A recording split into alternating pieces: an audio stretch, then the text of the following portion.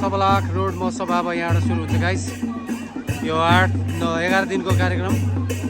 आज जय गुरुदेवको गोर्खा प्रकट भएको दिन, पृथ्वी जयन्ती।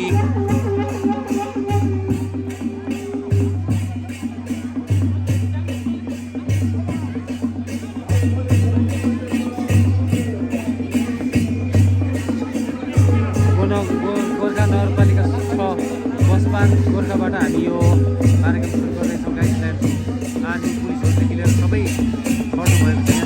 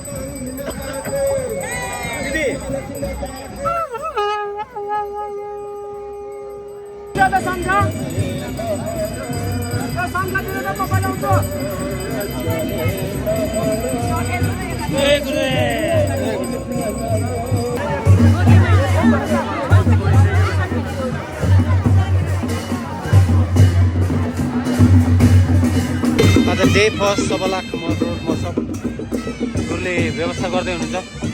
हाम्रो गुरु